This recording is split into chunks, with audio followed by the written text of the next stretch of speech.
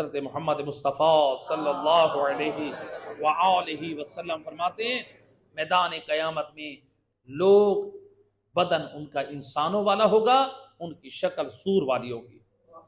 یا رسول اللہ کیا وجہ ہے؟ آپ نے فرمایا میری امت کے وہ لوگ جو حرام مال کھاتے ہوں گے، سود کے ذریعے سے کھائیں گے، ناجائز مثلا زنا کرا کے یا لواط کرا کے مال حاصل کر کے کھائیں گے، کسی کا مال چوری کر کے کھائیں گے، بہن بھائیوں کا مال مثلا جائیداد میں غصب کر لیں گے، جب کسی کا مال کسی طرح سے ہڑپ جائیں گے۔ اللہ کے رسول فرماتے ہیں شکل کیا ہے؟ سور والی اور انسان والا بدن۔ آج کسی کو کوئی کہتے ہیں نا سور، حالانکہ گالی ہے اور بہت بڑا گناہ ہے، گناہ کبیرہ میں سے، تو ہمیں یہ پسند نہیں ہے کہ کوئی ہمیں سور کہے، ایسے کہ نہیں؟ رسول اللہ فرما رہے ہیں اے سور کی گالی سن کے ناپسند کرنے والوں، وہ کردار نہ اپناؤ میدان معاشر میں، تمہارا بدن تو انسانوں والا ہو اور تمہاری شکل سور والی ہو۔ اچھا ہم لوگوں کا حق کھا گئے تو سور، اگر کوئی بی بی فاطمہ کا حق کھا جائے،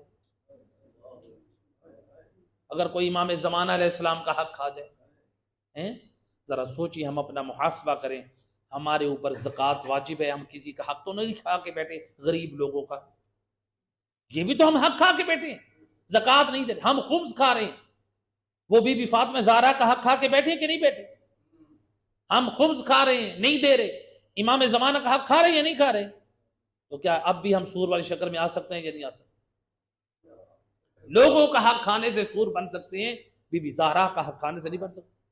امام زمانہ کا خمس کی پابندی کریں، خدا گواہ امام رضا علیہ السلام اللہم صلی علی محمد وآلہ، امام فرماتے ہیں جو خمس کی ادائیگی کرتے ہیں اللہ ان کے مال کی حفاظت بھی کرتا ہے اور ان کے مال میں وسعت اور برکت بھی عطا کرتا ہے۔ خمس کی پابندی کریں، بڑے اس کے فوائد۔